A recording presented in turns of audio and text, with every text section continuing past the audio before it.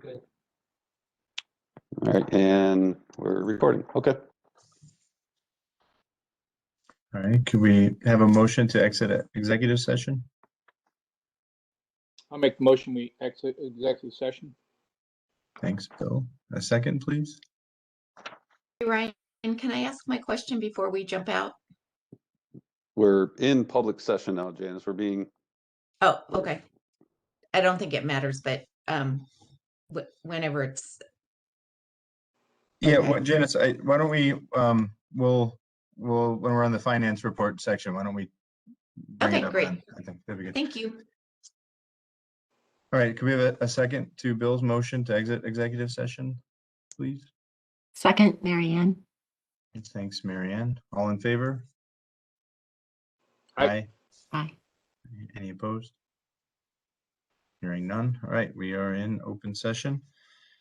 The next item on our agenda is the approval of the minutes from our February 17th meeting. Those were all shared out to us.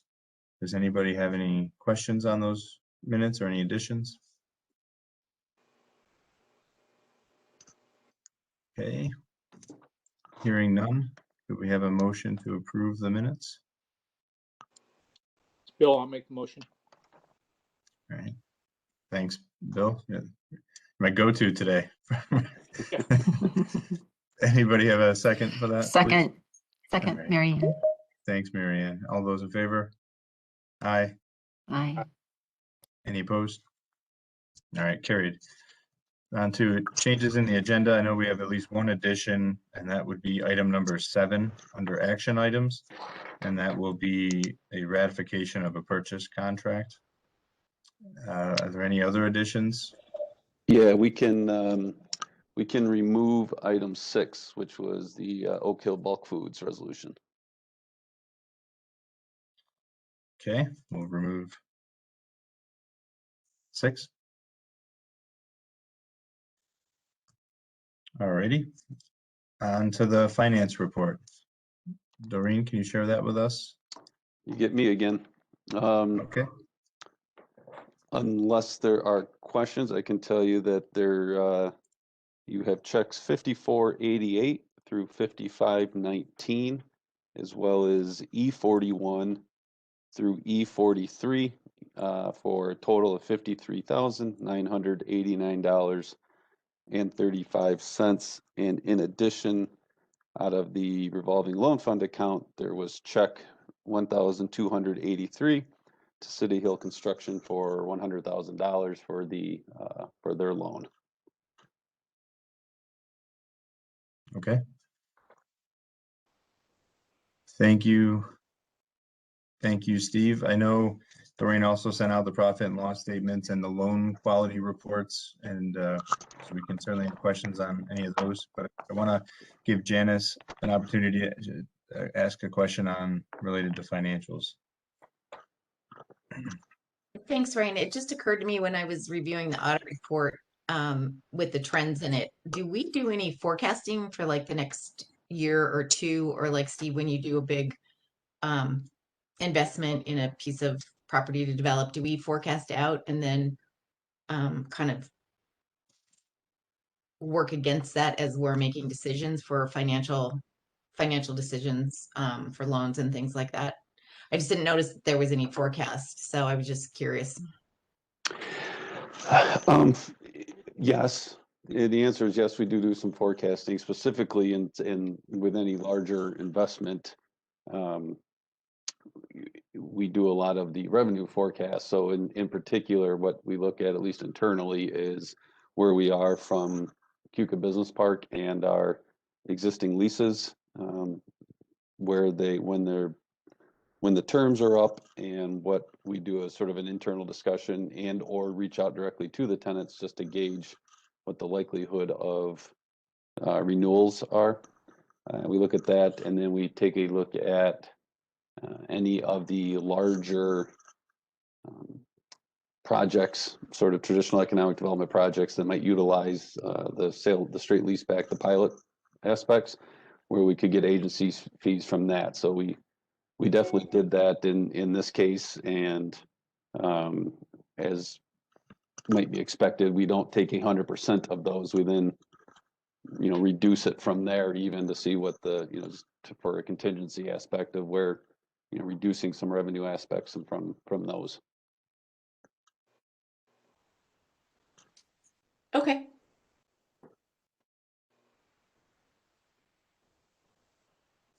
All right, any other questions on the monthly reporting? All right, thanks, Steve. Moving on to our monthly management reports, status reports here. Who'd like to start on this? Well, it's basically just me and Mike. So Mike LePerry. So I'll let Mike LePerry go while I'll ask Mike Suppler if he has anything to add. Sounds good. No, I don't have a whole lot to add to my management report. I know Steve put in his that we've been taking a fair amount of project inquiries that is continuing. I had 2 or 3 more this week alone. And the building improvement fund is cruising along, but it takes up a ton of time. The administration and management of that is something new to me. So I'm learning a lot along the way, but it's been fun and exciting, and hopefully we'll start seeing some actual construction on those projects here moving forward fairly soon. Any other questions on my report?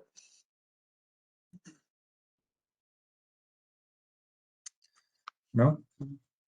All right. Then Steve? I will jump in. I asked Mike Suppler, and he did not have anything to add beyond his report. The only thing I guess I'll add to mine was there should be site work beginning this week. I can see the equipment over there now is supposed to be being moved in this week for the Cuca Outlet Development Project. So on the former Penny and Boats property. So after a tremendous long time of waiting, there should actually be, although I don't see it happening yet, I do see equipment. There should be some actual site work going. Actually, as I say that, I think I see a bulldozer moving. So work's begun. So we're that's a positive sign. And then I'll also, I had a good discussion with the actually with a couple different of our nonprofits. I've had some nice discussions going on with the AIDS Community Center on some potential projects with them, trying to get some further expansions going there, as well as a good discussion with the Sampson Theater leadership and just what their efforts are in trying to raise some additional funds. And I think there's some, I came away from those meetings, especially with the Sampson, with some pretty good optimism on the what they're doing there to reach out to utilize the $1 million they got from their DRI to go access some other funds. So they're working with Causewave to put together which is, helps nonprofits on putting together some marketing material around a formal capital campaign from them, as well as they have already submitted a number of other applications for some grants to help them out. So I thought that was a good report from them. Other than that, open for any questions.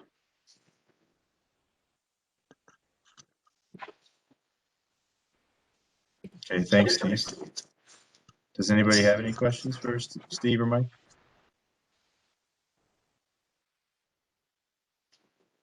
All right.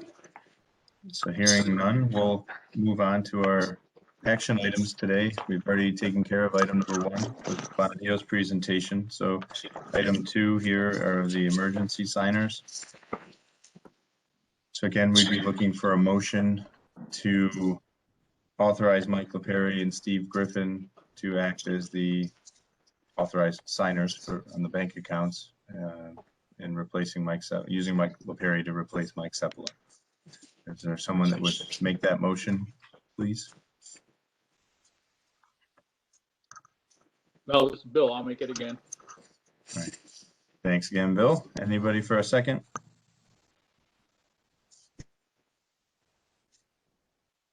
Second, Mary Ann.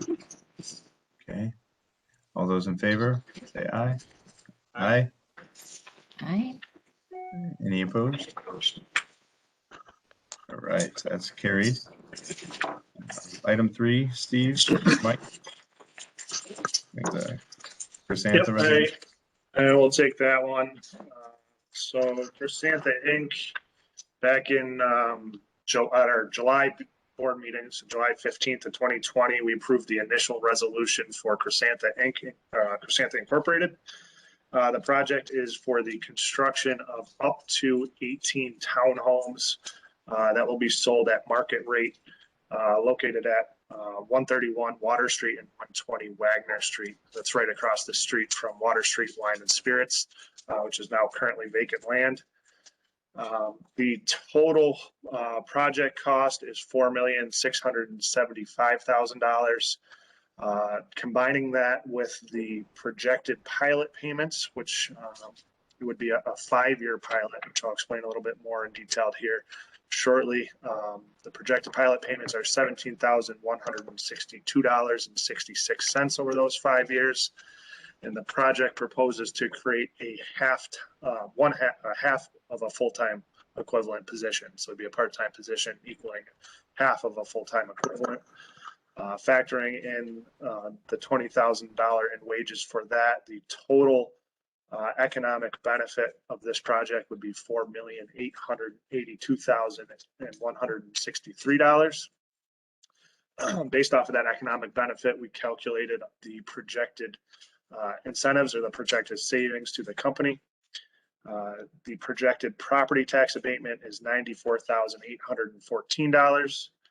Projected sales tax abatement $196,000, and projected mortgage tax abatement at $16,000, which equals a total projected savings of $306,814 to the company. If we look at the economic benefit and the company investment ratio, that's 16 to 1. The 5-year pilot is to create incentive for the owner, Chris Iverson, to sell the properties. So each unit, as they're constructed, will be added to the payment in lieu of taxes. As the unit's completed and sold, that unit will come off of the pilot and be added toward the normal tax rolls. So he's again, it's looking up to 18 apartment or condos, more likely to be 16 based on his site plans currently. So we're looking to approve the final resolution. Included within that final resolution is we need to acknowledge and accept the determination of the lead agency for environmental or secret determination. The Village of Penn Yan Planning Board did accept lead agency and has issued a negative declaration, meaning that there is no significant environmental impact for the property. We also did hold a public hearing for this policy or for this project in August, and there were no written or verbal comments received during the public hearing. So unless there are any other questions, we can seek a motion to approve the final resolution.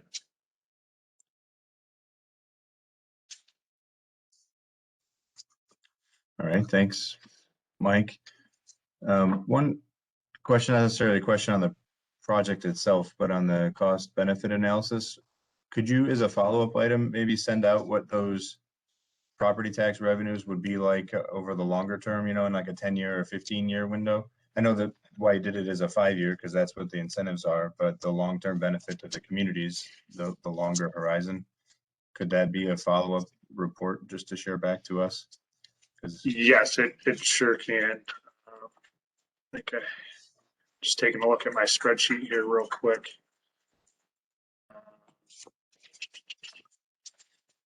Yeah, I don't have it offhand, but for the long term, but I certainly will put that together and get that out to the board. Okay. Does anybody have any questions for Mike on this final resolution? I know it's new to, I know Mary Ann coming on board wasn't here for the first resolution last time, so feel free to ask any questions you do have. This is Bill, just one question on the public hearing. Was that a town or is that through the village? The public hearing was part of our requirement for the incentives because the total incentives were over $100,000. We're required to hold a public hearing when providing straight lease back incentives. And that was done through the town? I mean, I know that you go out to the towns, but in this case, you have the town and the village. I just was curious as to how you ran the public If I hearing. could answer it. Typically, Bill, before we all became remote, you would have a, excuse me, a public hearing in a jurisdiction in which the project is located. Since the days of COVID, these public hearings are now remote. So they're not really held in a specific location. And that's by the governor's order. So the public hearing that was held was remote and in compliance with the governor's orders. Okay. If that answers your question, Yeah, that's fine.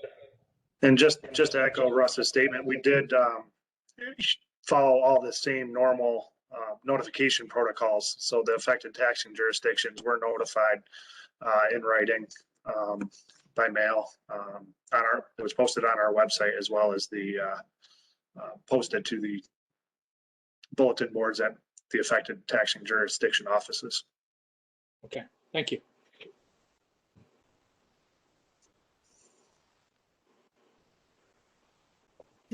Okay, do we have any other questions for this? So this will be a roll call vote, but we need to start with a motion and a second before we do that. So entertain that motion.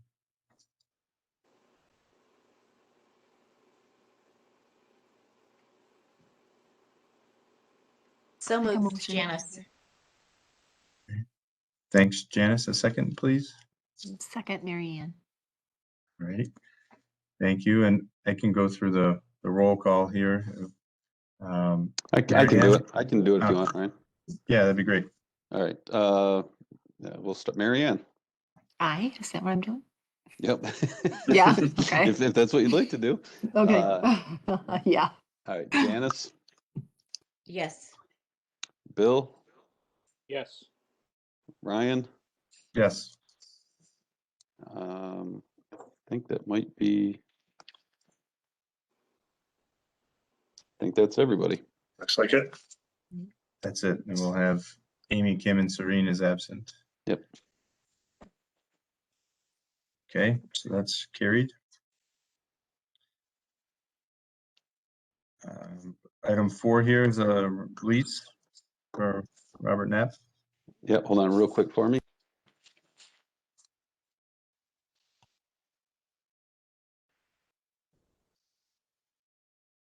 Trying to fix some of our challenges again. I'm assuming you're going to hear feedback from me here shortly.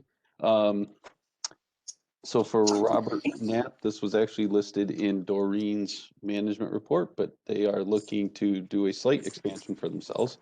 They're currently on our second floor. They're moving down to the first floor, which is actually, they're going to be renting our the office that Doreen and Mike LePerry were in, Suite 118. He said audio's back now. The lease rate would be for $320 a month and $75 a month for utilities. It's a 1-year lease.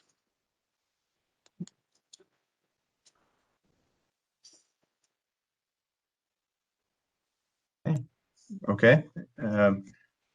Anybody have any questions on that one? Okay. We have a motion to approve. Bill, I'll make the motion to approve the lease. Thanks, Bill. I'll second it. Janice. Thanks, Janice. All those in favor? Aye. Aye. Aye. Any opposed? All right, carried. So on to item 5, the Powell Lane parking lot lease. So we've gone back and forth quite a bit on this one. This is the former parking lot that was built for the former call center. We have an agreement in place or a lease for 240 North Ave LLC. That's the owners of the facility, who in turn rented, subleased the building, or at least a portion of the building, to Mosaic, who is in turn using the parking lot. So the lease for them is to offer 39 parking spots for $500 a month, plus they're covering the utilities and snow removal and such. It's a 1-year lease.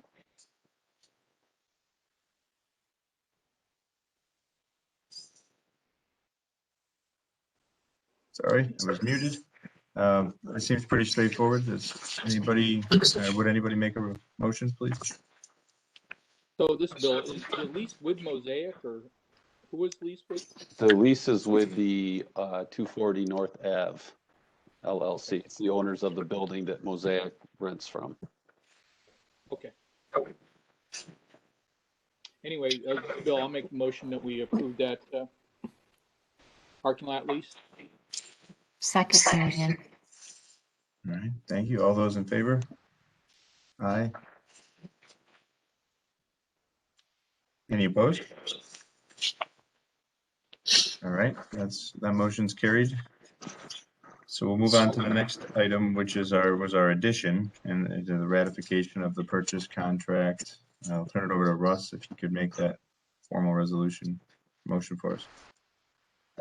Yeah, give me 1 second here. I just want to make sure I'm properly representing. Yeah, so to refresh the board's recollection, I think it was at last month's meeting, parameters were given to council and staff to negotiate the acquisition of property at 2442 Old Route 14A in Milo. Steve and Mike have completed those negotiations within the parameters that the board prescribed. The purchase contract has been signed. There is a due diligence period that we have to undertake before we actually acquire title to it, which we will start that process. And we would ask that the board consider ratifying the purchase contract again, that is within the parameters that were prescribed at last month's meeting.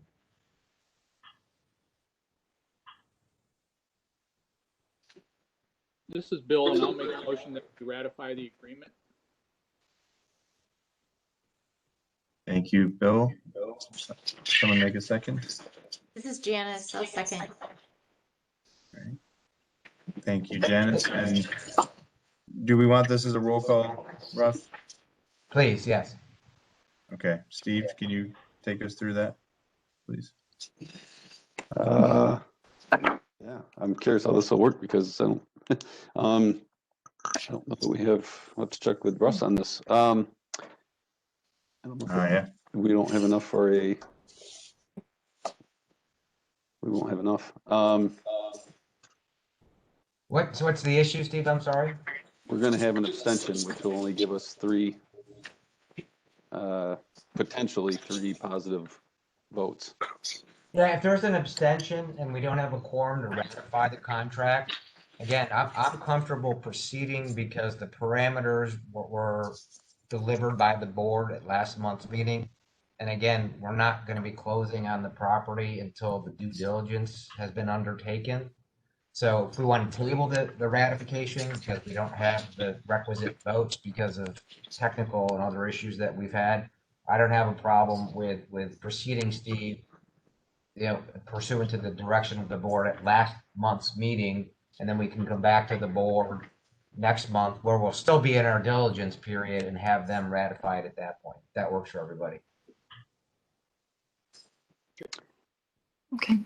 So still bring it forward, or no?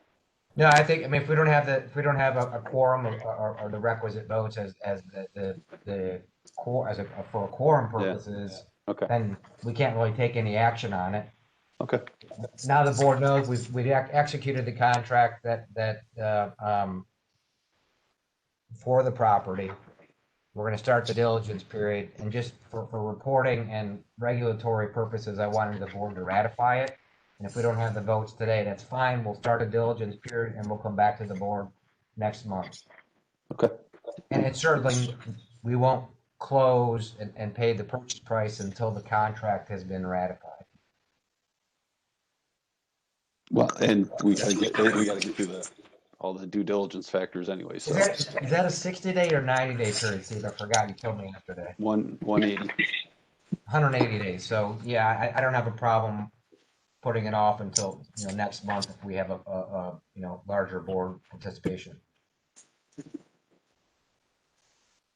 Okay, all right, fair enough. Then we'll just table it, I guess. Yeah. Okay. Ryan, you good with that? Yeah, no, that makes sense. That's what we have to do. Sounds Yeah, like. maybe we can't take a vote since we don't have the requisite. Yeah. Number of members, so. That sounds good. That is the end of the agenda. I do have one thing I want to comment on. I don't know if anybody else has anything to add here. Okay, Mary Ann and I participated this morning in the state's ABO training. It was an hour-and-a-half long session. Pretty good information talking about making sure we're making decisions in the public's interest and making mission-driven decisions and honoring our fiduciary responsibilities. So there's some good information there. I know one of the participants asked for the slide deck to be shared afterwards. So if that comes out, I'll share that around, but I know others are signed up to participate at other times.